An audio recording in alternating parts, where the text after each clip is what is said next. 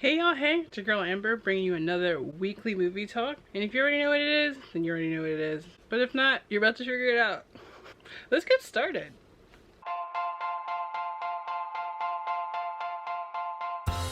Alright, so let's go over the new releases for September 17th through the 19th. We only have 3 wide new releases. Those 3 releases are Cop Shop, Cry Macho, and The Eyes of Tammy Faye.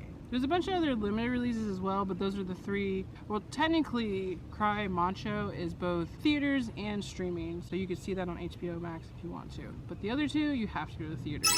Now that we've addressed those 3 new people, I actually watched the trailers for those last night, and I realized I saw Cop Shop in front of something. I don't remember what movie I went to see, but it was there, and I don't know what Gerard Butler's doing, but this ain't it. Like, it doesn't look like something I want to see.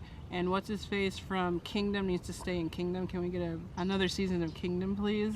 I definitely probably want to go see it. It's definitely a dude movie, lots of action, little puns, funny. Nothing against it. It just doesn't look like something I would want to see. So.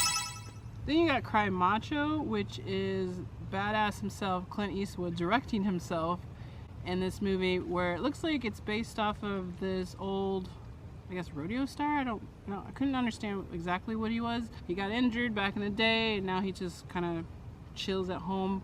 But he's going to Mexico to kidnap his friend's kid because he's in a lot of trouble. And the movie seems like it's just a lot of bonding between an old generation and a young generation. So it seems interesting for a drama. I might stream it at home, but I'm not in a rush.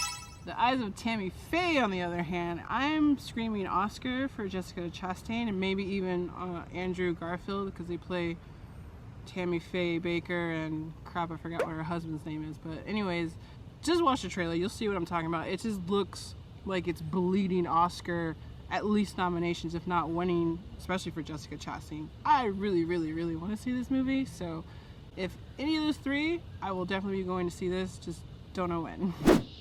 Alright, so let's go over my predictions from last weekend, which was September 10th through the 12th. Alright, so for number 1, I chose Shanghai. Number 1, I chose Shang-Chi. Shang-Chi. Wow, dude. How do I say Shanghai, Shang-Chi. Shanghai. Get it together. How do I say it? I forgot. Shang-Chi. Thank you, Patrick. Jesus.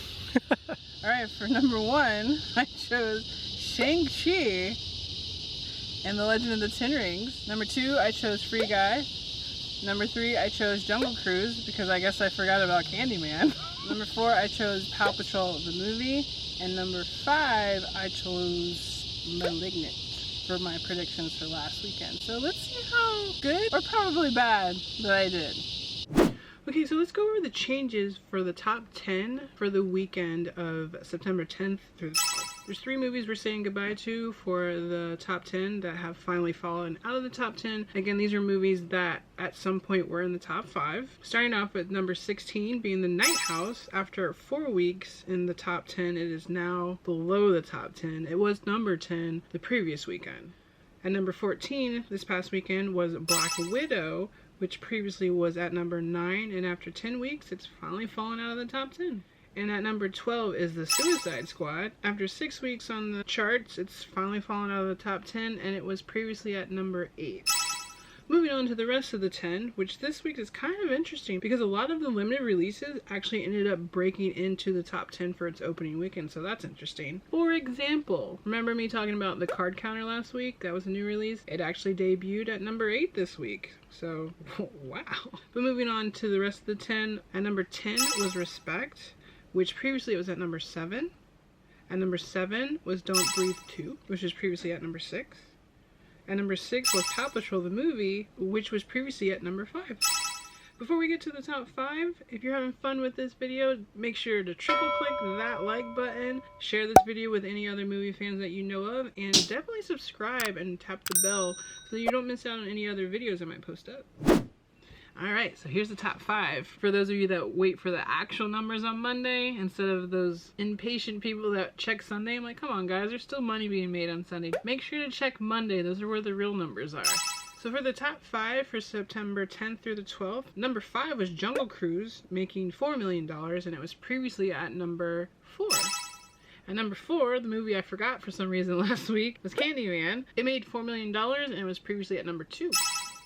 Number 3, surprise, was Malignant, making $5.4 million for its opening weekend. That's amazing. Especially for a movie that I literally just found out about last week. It's crazy. But, yay! At number 2 is Free Guy, making $5.5 million, and it was previously number 3. And at number 1, as per usual, was Shang-Chi and the Legend of the Ten Rings, making $34 million, and was obviously number 1 the previous weekend as well. So how did you guys do in your predictions? I think I did okay. Let's be honest, I didn't do great, but I got a few right, so that's better than nothing.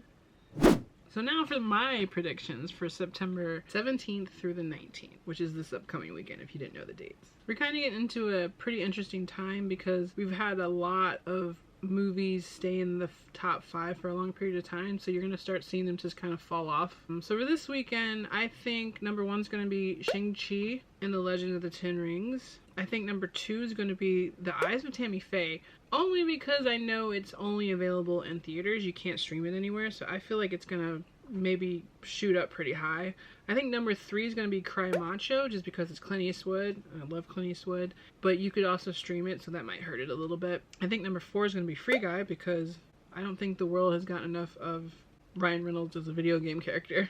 And I think number 5 might be Cop Shop, just because, again, like I said earlier, it's a guy film, action, macho-ness, funny jokes.